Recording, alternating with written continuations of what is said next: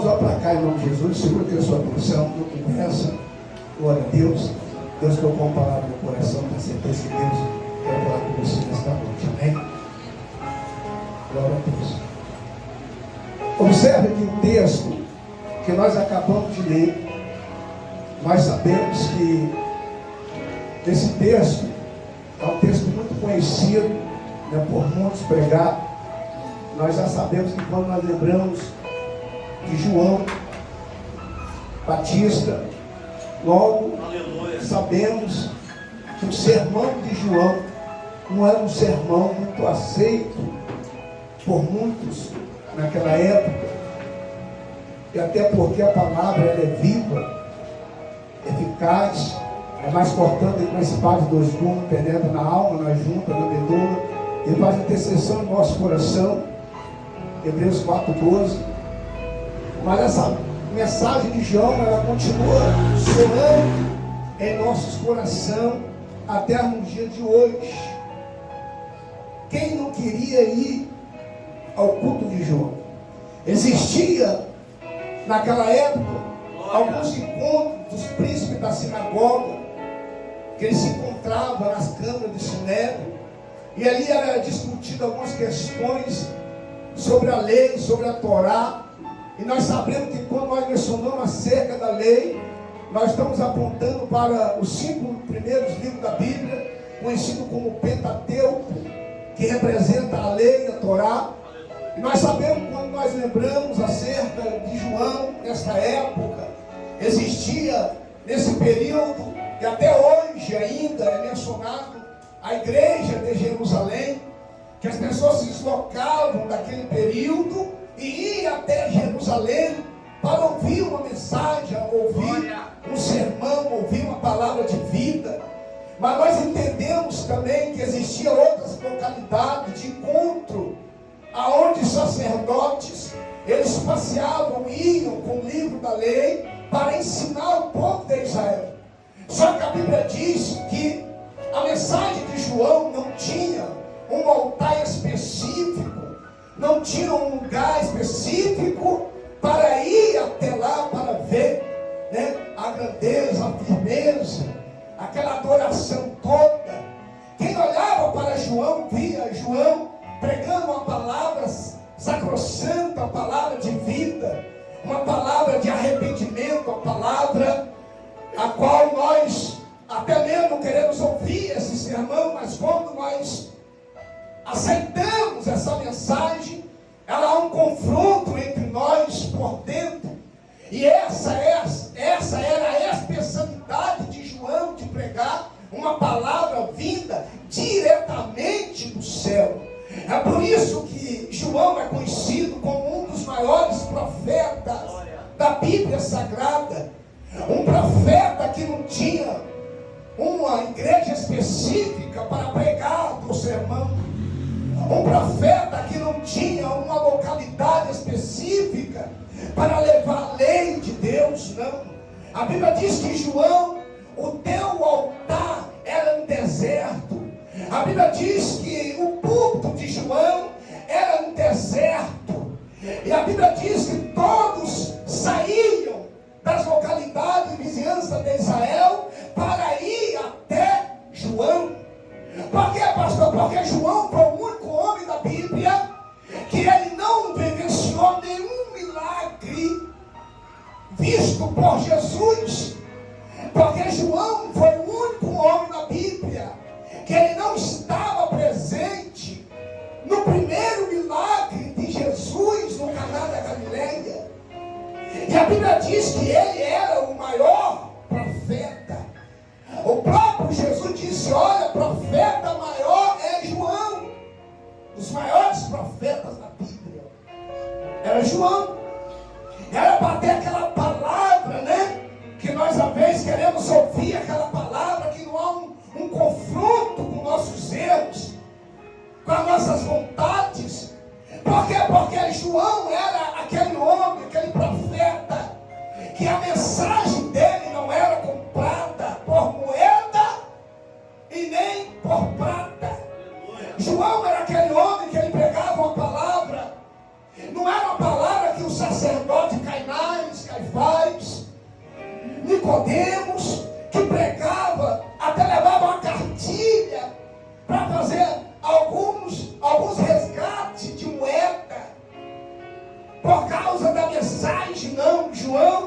Ele foi um homem que o teu púlpito, o teu altar era no deserto. O profeta sozinho, mas que estava abrindo um grande recurso para as pessoas que estavam ali, que se deslocavam para ir, para ouvir a mensagem de João. Não era um lugar muito agradável, era o deserto de João. Mas as pessoas iam até João para ouvir uma mensagem, porque a mensagem de João, ela trazia um sermão de arrependimento pelos seus atos. João confrontava a lei, João confrontava os fariseus, João confrontava os hipócritas, João confrontava os mercenários. João não estava preocupado com quem estava vindo de Jerusalém, de quem estava deslocando da Judeia, de quem estava vindo do tanque de Betseda, de quem estava vindo do tanque de Siloé. João não estava preocupado com status, com holofote, com fama, com a imagem. João estava preocupado de trazer a mensagem de Deus, a mensagem do Pai, aquela mensagem que muitos não querem ouvir. O tema central da mensagem de João não era o milagre, mesmo porque a Bíblia diz que João não viu nenhum milagre de Jesus, a não ser o próprio milagre. João, quando ele se encontra, ele não encontra com o milagre, ele encontra com o milagre. O próprio milagre estava indo ao encontro de João. E observa que a Bíblia diz que Jesus, ele vai ao culto de João. Olha, acredite, muitas pessoas quando escutam uma palavra assim, aquela palavra lá, a palavra que o pastor só prega sobre o pecado, só sobre comportamento, só sobre atitude, só sobre rebeldia, só sobre rebelião, desonestidade, prostituição, adultério. Eu não vou lá naquele culto não, porque aquele culto nunca muda a mensagem. A mensagem de João na segunda era arrependei-vos, porque é chegado o reino de Deus. Aí alguém que está em Jerusalém, eu vou no culto na terça, porque na terça o culto vai ser diferente. Algum lugar naquele culto eu vou tocar na orla, aleluia, de Jesus. Aí quando chega lá no João, não muda a mensagem é a mesma. E João grita lá no meio do Jordão, arrependei-vos, porque é chegado o reino de Deus. Aí alguém grita lá no fundo, lá no tanque de Siloé, vou dar uma passada lá, porque João está ministrando, João está pregando. Quem sabe lá, no meio daquele cenário, eu saio andando sobre as águas, porque João está lá. Aí a Bíblia diz que quando chega lá na terça, os ouvidos dele escutam de longe João pregando, arrependei-vos, porque é chegado o reino dos céus. Talvez alguém olhou assim para João e falou, eu vou lá na terça, arrependei-vos, porque é chegado o reino dos céus. Eu vou lá na quarta, arrependei-vos, porque é chegado o reino dos céus. Eu vou lá na quinta, arrependei-vos, porque é chegado o reino dos céus. Eu vou lá no domingo, arrependei-vos, porque é chegado o reino dos céus. 6 meses João pregando, arrependei-vos, porque é chegado o reino dos céus. Até que um dia Herodes passa com uma mulher na calvalaria, com seu cavalinho, com a carroça, a mulher do lado, e João prega, arrependei-vos. Aí Herodes olha, epa, o que é isso?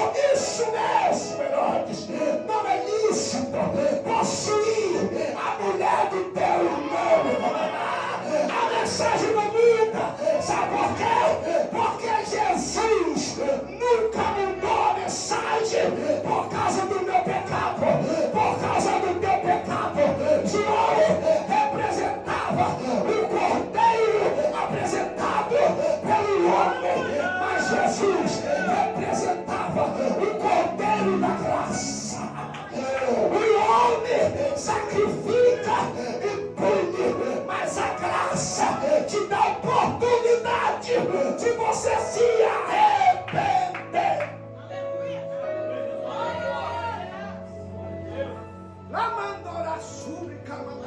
Aleluia!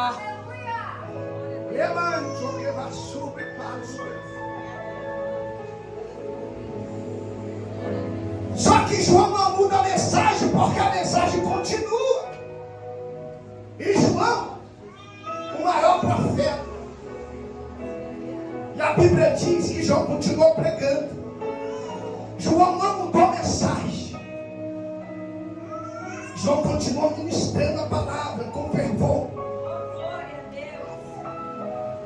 com força. Porque João está pregando 10 palavras no Jordão. A primeira palavra que João está pregando no Jordão é a palavra Aleph. A segunda palavra que João está pregando no Jordão é Beit. A terceira palavra que João está pregando no Jordão é Num. Pastor, o que significa isso? Essas 3 palavras é composto pela palavra Jesus é a pedra de esquina. Quem não já ouviu assim que a palavra Ebenezer, até aqui nos ajudou o Senhor. Paulo, em sua carta, capítulo 2, verso 9, diz que ele é a pedra de esquina. Em Salmo 118, 22, a Bíblia diz que Jesus é representado como a pedra de esquina. Que é isso, pastor? João pregava Jesus como a pedra de esquina. João pregava. João apontava para ele, porque a palavra Aleph é a palavra força. A palavra Beit é a palavra casa. A palavra Num é a palavra vida. João, quando estava ministrando no Jordão, ele estava pregando que ele tem a força. João está pregando que ele é a casa do Altíssimo. João está pregando, ele é o único que pode dar vida. João está pregando porque João está falando, eu posso até não ser como os homens da terra. Porque a Bíblia diz que João ele veio para abrir o caminho para o Messias passar. João veio para abrir o caminho para o precursor passar. Quem é ele? O que tem a força. Quem é ele? O que tem a casa. Quem é ele? O que tem a vida. Então Jesus está mostrando que ele é o caminho, que ele é a vida e que ele é a verdade. Então por isso que essas 3 palavras, quando é mencionado no sermão de João, João está mencionando, falando que essas 3 palavras, ela representa poder, ela representa palavra, ela representa poder e ela representa vida. É, pastor? É. Palavra Aleph, Beit, Num. Força, casa, vida representa poder, representa palavra, poder e vida. No sermão de João, pode até não ter o que você está procurando, mas uma coisa que não falta no sermão de João é vida. Uma coisa que não falta no sermão de João é casa, moradia. Porque casa, moradia fala da eternidade. A mensagem de João não é para agradar as pessoas ficar aqui. A mensagem de João é preparar as pessoas daqui para ir para casa. Porque João está ensinando para o povo que a mensagem dele é uma preparação para você ir para casa. Você está aqui de passagem. João está me ensinando as pessoas a pegar o passaporte. Porque essa passagem aqui, esse lugar aqui é passageiro. João está ensinando, eu vou preparar, tem um lugar preparado para você na casa, lá em cima no céu. João está falando vida, porque somente Jesus tem o poder de dar vida. Há um problema sério aqui da palavra, há um problema sério aqui do poder, e há uma palavra aqui séria aqui sobre a vida. Por quê, pastor? Porque a palavra é o que se prega. O poder é como se prega. E a vida é quem está pregando. É o que se prega, como se prega e quem está pregando.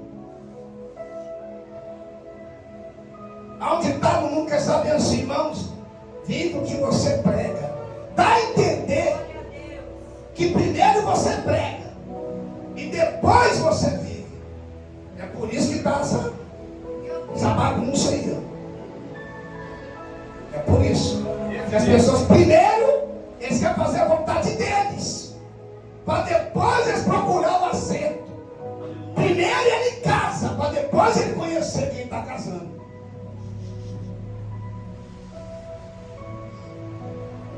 Primeiro ele desobedece, para depois ele obedecer. É desse jeito aí. Primeiro ele cai, para depois ele procurar uma clínica. Mas Jesus está ensinando que não. Que o sermão de João é o que se prega. Como está pregando e a vida de quem está pregando. Pela Bíblia, primeiro você viva e depois você prega. Aleluia.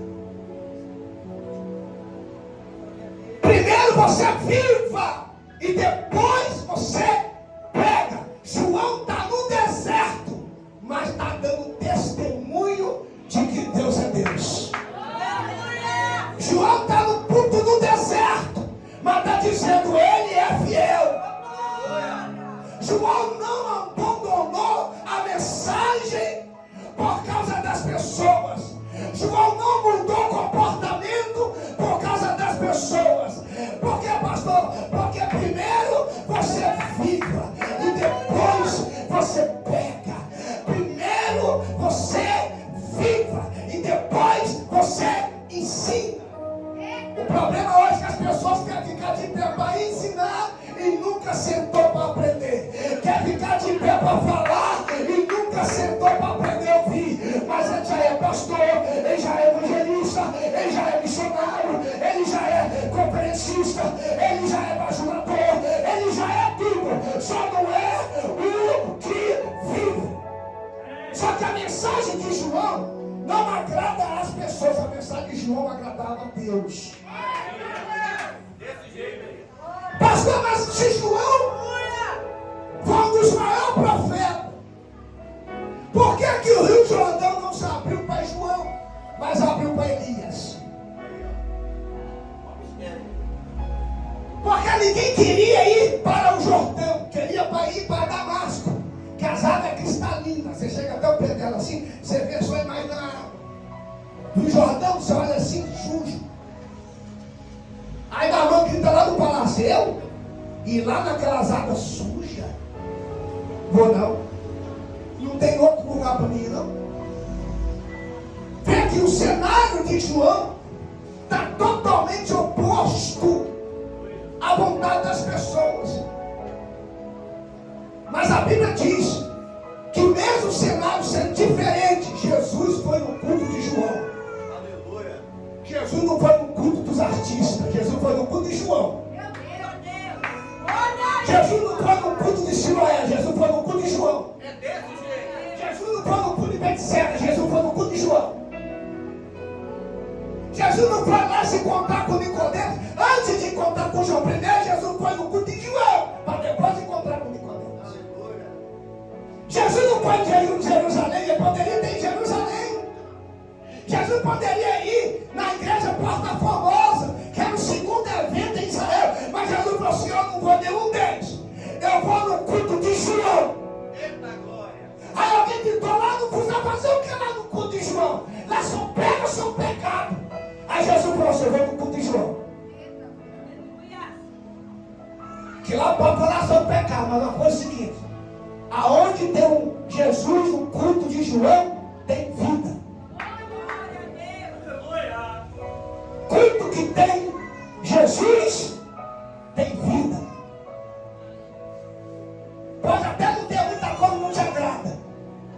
Mas o dia que você precisar de uma cura, Jesus te cura.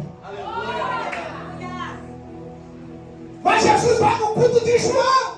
Se alguém gritasse lá no culto, você vai fazer aí o que aí no culto de João? Que todo dia a mesma coisa.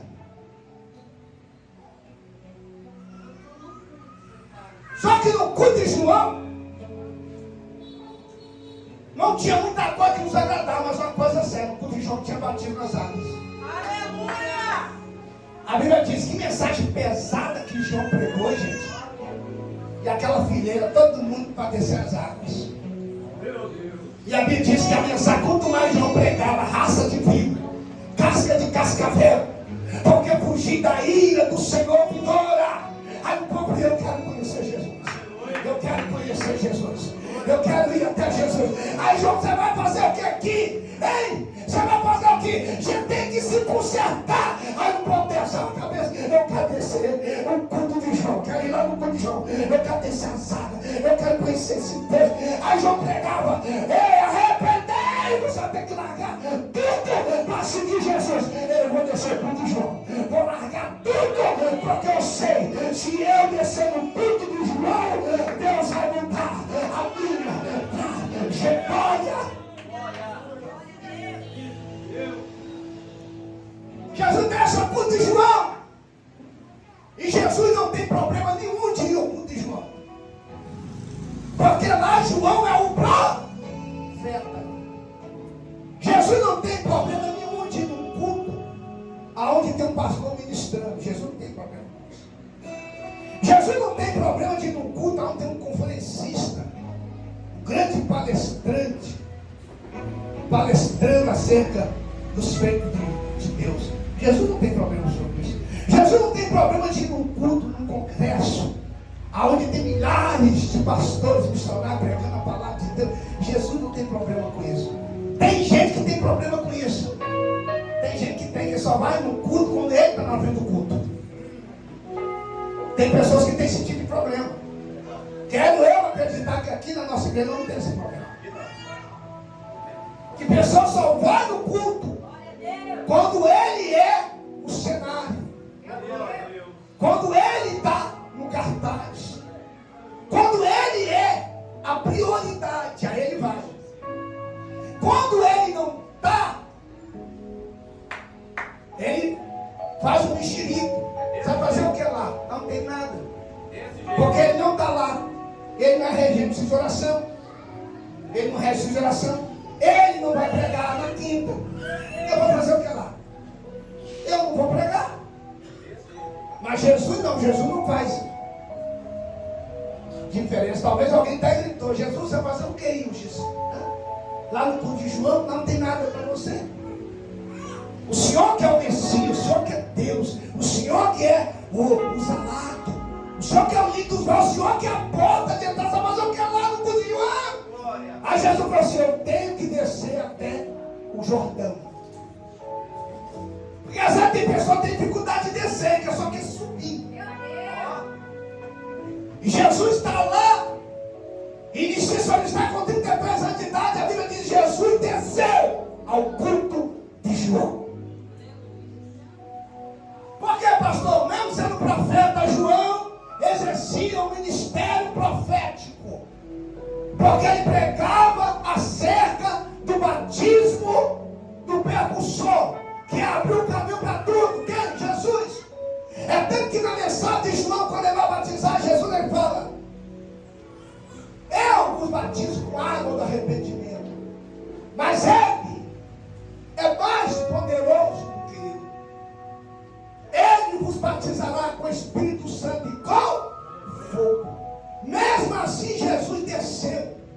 Por que, pastor? Porque Jesus reconheceu o ministério que estava na vida de João Batista. Muitas vezes entre nós temos dificuldade de reconhecer o ministério na vida dos nossos irmãos. Se tem uma cadeira no culto, ele pensa que a cadeira é só dele. Se tem alguém cantando, ele pensa que é só ele que canta. Se tem alguém regendo, ele pensa que é só ele que rege. Até ele chegar o pastor e falar: pastor, não está bom não, eu tenho que estar no lugar do pastor. Tem pessoas que têm dificuldade de reconhecer quando o teu irmão está sendo vitorioso, quando o seu irmão está crescendo, quando o seu irmão está se libertando, quando o seu irmão está se erguendo. Ele tem dificuldade de aceitar. Mas Jesus não tem esse problema. Jesus vai no culto de João e ele reconhece a unção na vida de João. Ele vai para cá. Quem não reconhece a unção na vida do irmão não está preparado para receber a sua. Quem não reconhece a unção na vida do irmão não está preparado para receber a sua. E Jesus desce e vai a Jordão. Só que a Bíblia diz que o Jordão se abre para Elias. E a Bíblia diz que Elias, quando ia passar, o rio Jordão se abria. E ele passava em terra seca. A Bíblia diz que Eliseu, após o ministério de Elias, lançou a capa sobre ele. Ele foi até o rio Jordão e falou: aonde está o Deus de Elias? Bateu no rio Jordão, a Bíblia dizia: o rio Jordão se abre.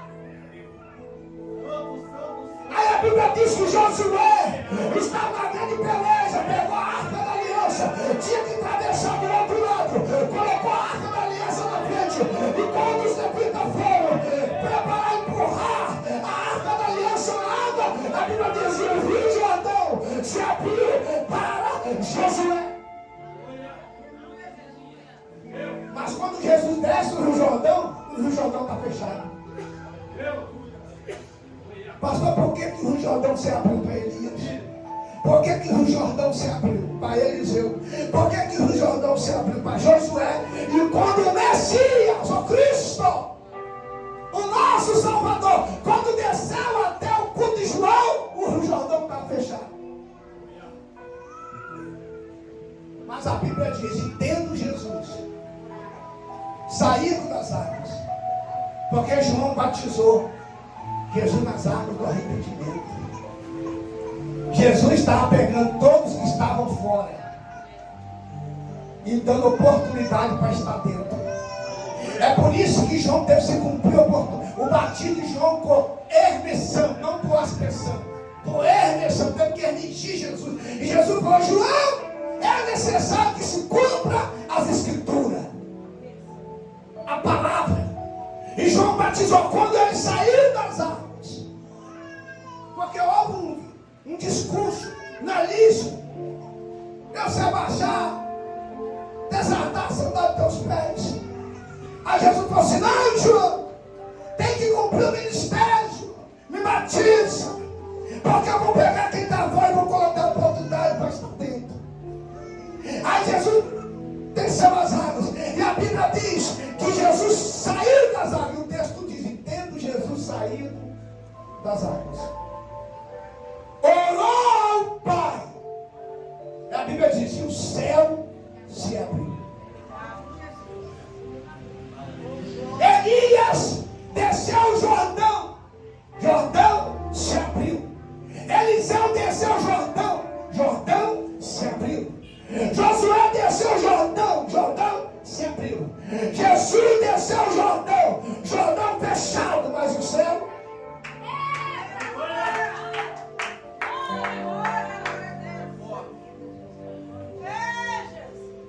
Entendo Jesus orando ao Pai, saindo das águas, o céu se abriu. E o texto diz que uma voz saiu do céu.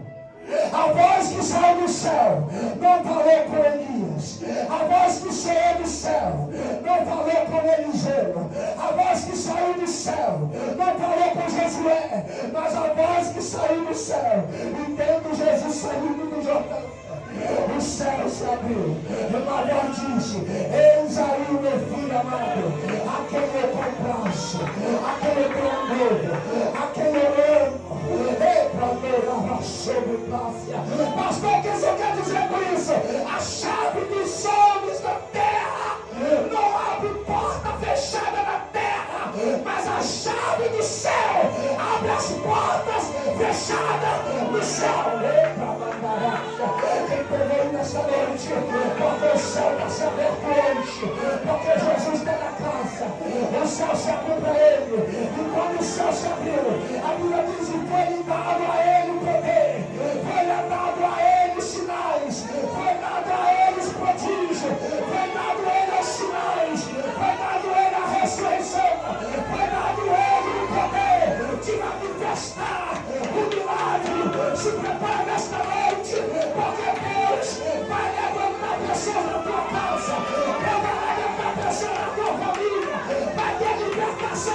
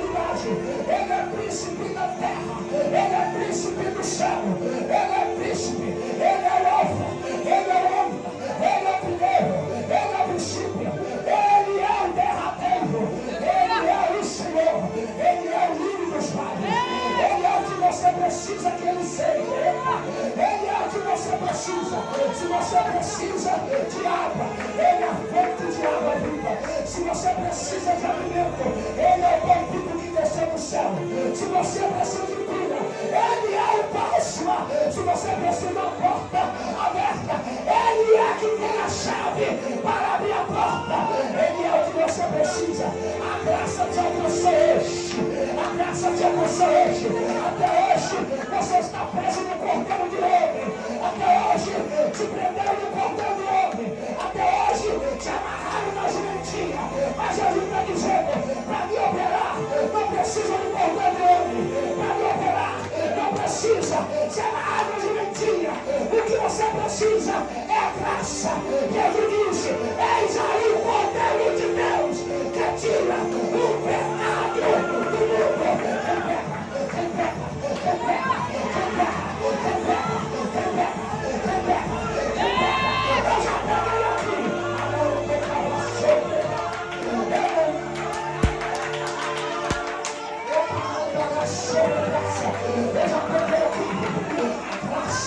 Vai te alcançar hoje. A graça vai te alcançar.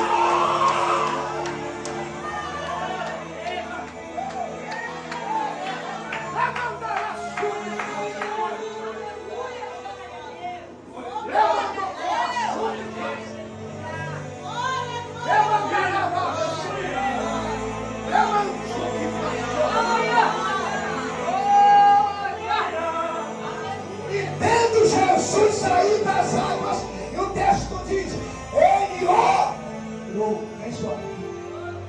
E tendo Jesus sair das águas, Jesus orou.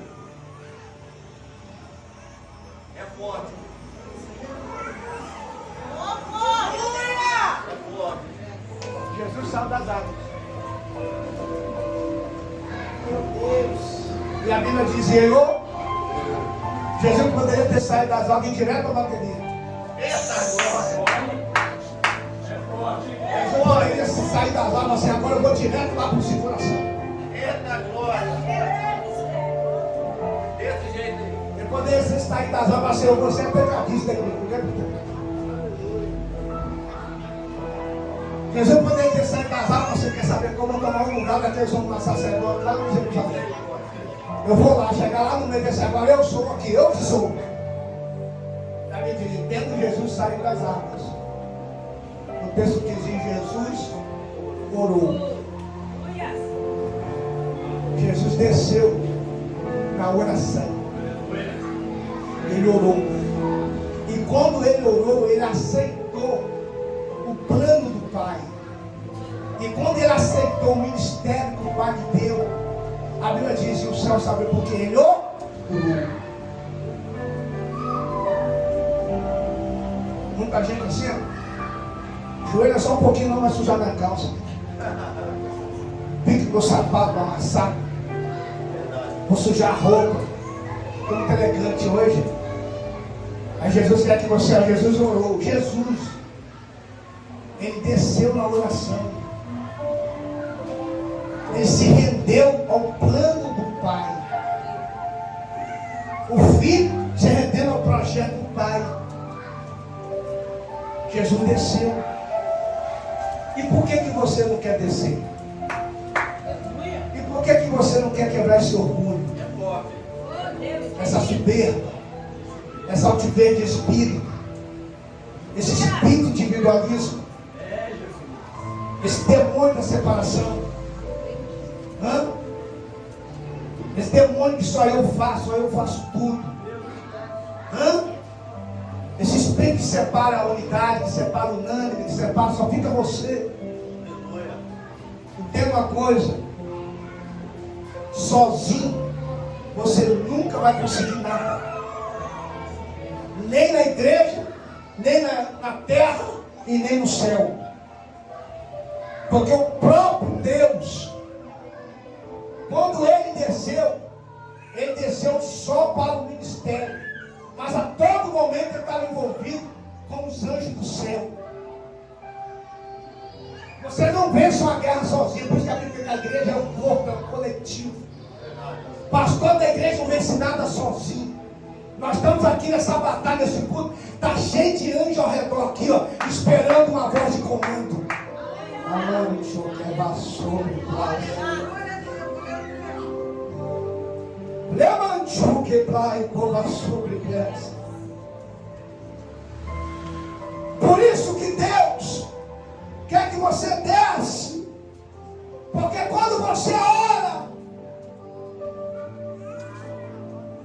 as coisas mudam, as coisas deixam o seu estado natural e começa a entrar em um estado sobrenatural. E a todo momento Deus, Ele pede que você ore. É por isso que a Bíblia diz que o ímpio, que não resplandeceu ainda a luz do Evangelho, o ímpio é aquele que ele não é guiado pelo Espírito, é guiado pela carne. O crente cristão não é guiado pela carne, ele é guiado pelo Espírito. Porque o ímpio, o Espírito quer ir para o culto, mas a carne quer ir para o pagode. O crente não. O crente, a carne quer ir para o pagode, mas o Espírito quer ir para o culto. E você só vai conseguir vencer a vontade da carne e sujeitar a vontade do Espírito quando você entrar na sala da oração. Porque exige que você desce, exige que você confessa, exige que você retrocede, exige que você renuncia a tua vontade para fazer a vontade dele, e você faz a vontade do Pai. Quando o texto diz: se eu orar, o céu vai mover. Se eu, Deus vai responder.